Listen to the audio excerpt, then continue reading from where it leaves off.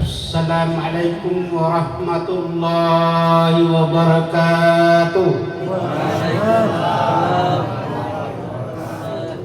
Sebelum saya memberikan ceramah, saya dahului dengan sebuah pantun.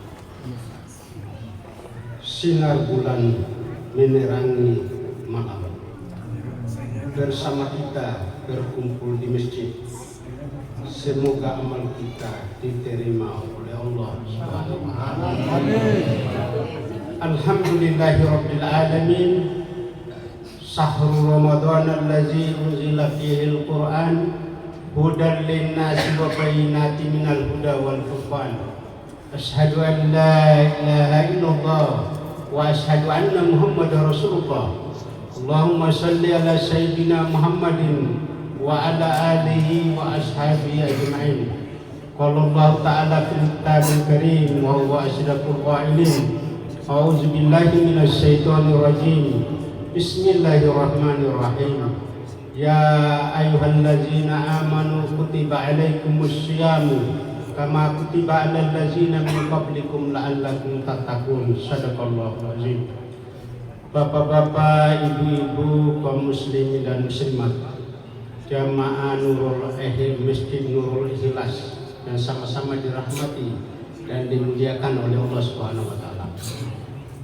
Pertama dan lebih utama, marilah kita senantiasa memanjatkan puji syukur kehadirat Allah Subhanahu wa taala. Allah yang telah memberikan kita kesehatan, diberikan kita kesempatan iman dan Islam, sehingga pada malam hari ini kita sama-sama hadir di masjid ini dalam rangka untuk melaksanakan salah satu kewajiban kita, yang dilaksanakan sholat Isya, dan insya Allah akan dilanjutkan dengan sholat tarawih dan witir pula secara berjamaah. Mudah-mudahan ibadah puasa kita dan seluruh rangkaian ibadah puasa kita dapat dijabah dan diterima oleh Allah Subhanahu wa taala. Amin. Selanjutnya, marilah kita sebagai umatnya Nabi Muhammad tak lupa mengirimkan salam dan salawat kepada junjungan Nabiullah Muhammad SAW, Nabi yang diutus di muka bumi ini sebagai rahmatan lil alamin.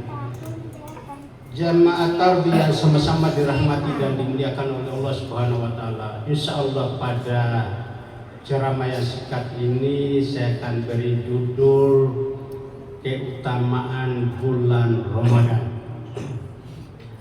Mungkin sering kita dengar ya, ada penceramah yang memberikan bahwa di bulan Ramadan itu dibagi tiga tahapan.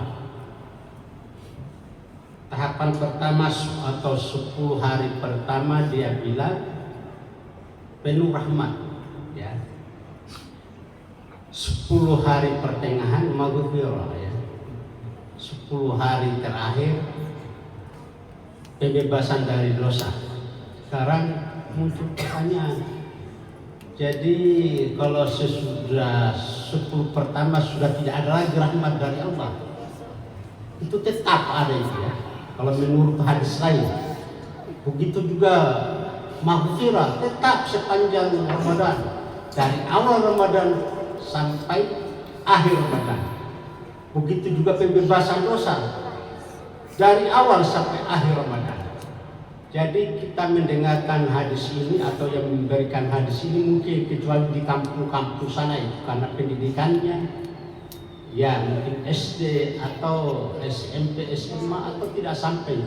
Kalau kita orang-orang kota saya kira tidak bisa memahami, tidak bisa menerima dasar ini. Setelah saya selidiki, saya sengaja catat ada satu lembaran. Ternyata hadis ini hadis palsu.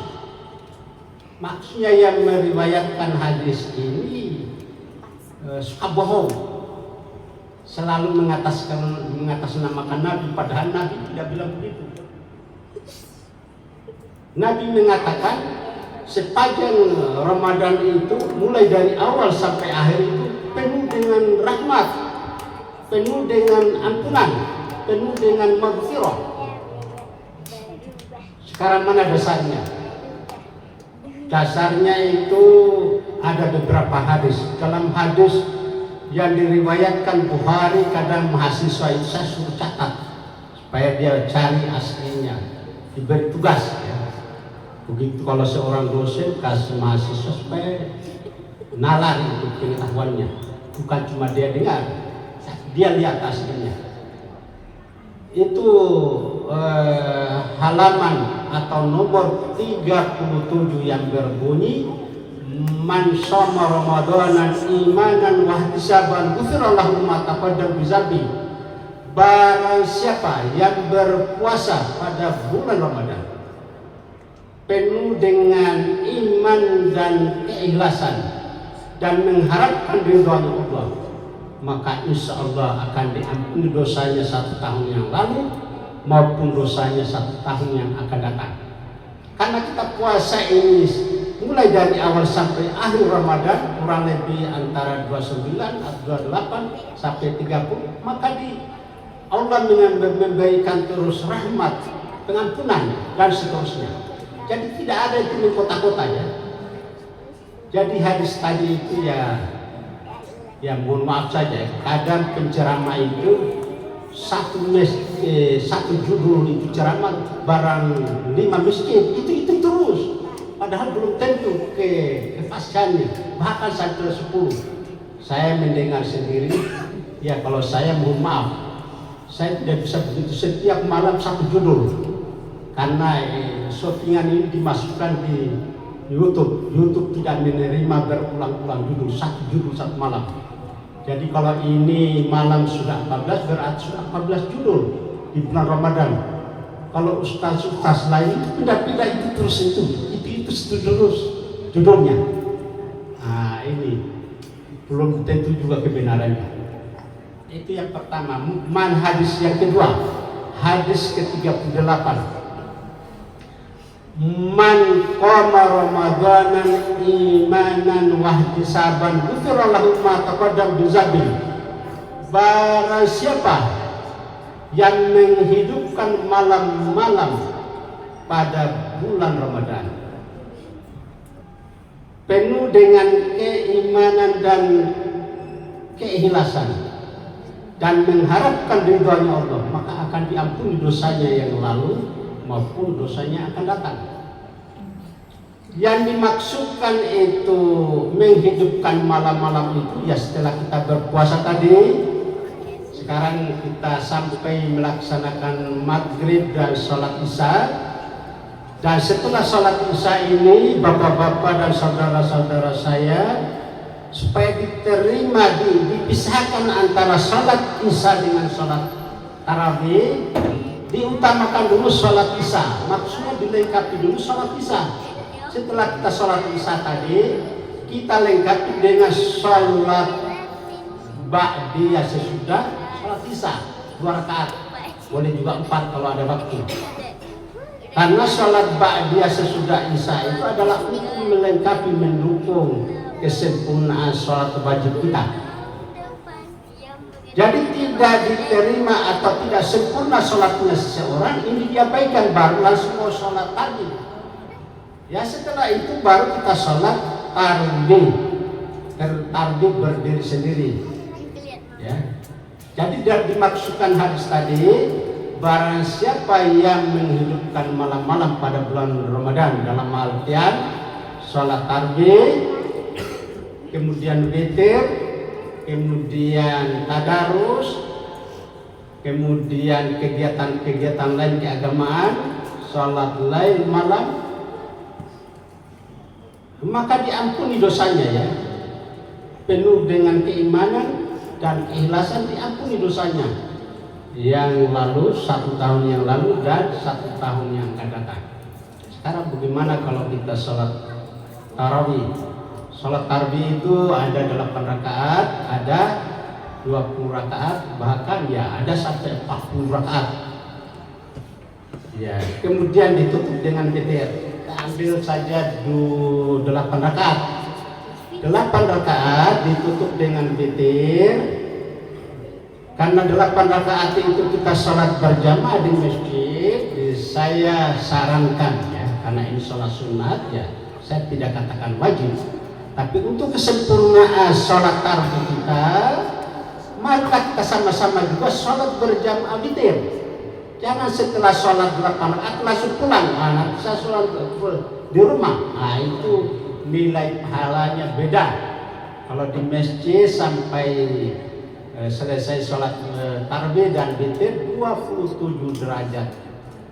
Dibanding sholat sendiri di rumah cuma 1. Baru kita pulang sama-sama.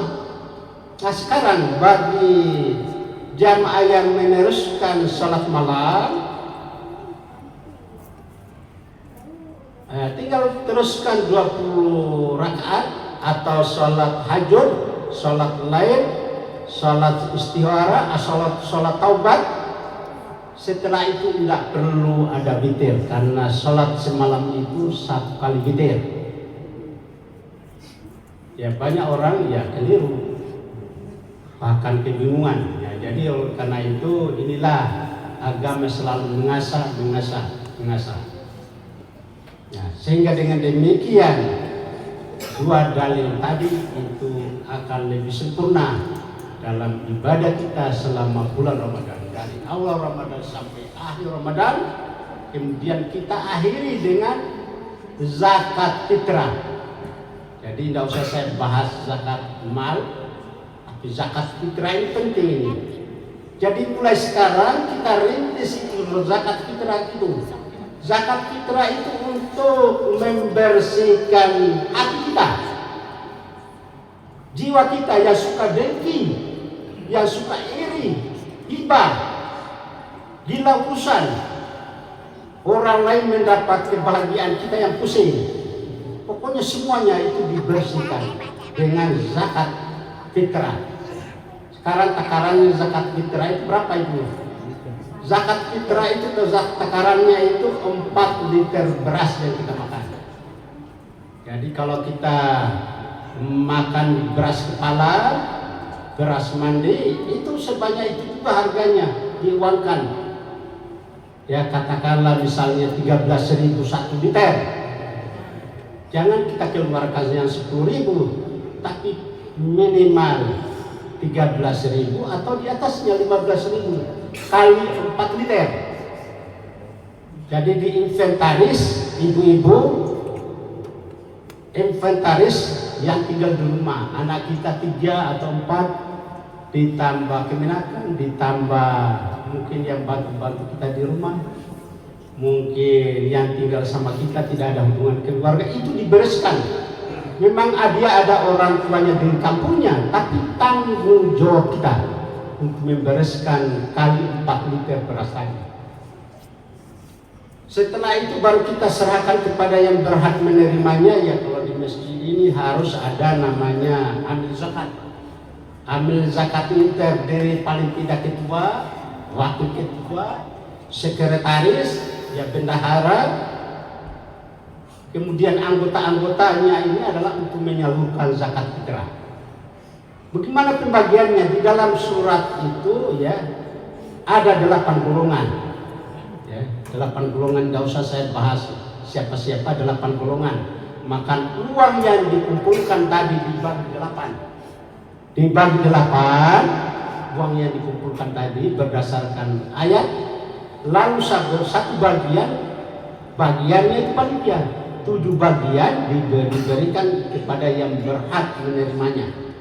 Di antaranya adalah fakir, miskin, ambil zakat ya panitia, kemudian mu'alaf, orang yang non masuk yang muslim. Itu penting itu. Dalam perjuangan dalam Islam, orang yang berutang jangan sampai pengurus masjid ini ada utangnya, panitianya dibantu, diambilkan dari zakat tadi. Karena itu berdasar, bukan saya yang ngomong, tapi ayat firman Allah ya. Mohon maaf karena waktu sangat terbatas. Demikian tafsir yang dapat saya sampaikan, dan sebelum saya tutup, saya akhiri dengan sebuah pantun lagi. pentingnya ceramah telah selesai dengan ilmu, penuh hikmah dan pengajaran. Mari kita amalkan dalam hidup. Semoga takwa semakin berkembang. Akhirul kalam, wabillahi taufiq wal hidayah. Assalamualaikum warahmatullahi wabarakatuh.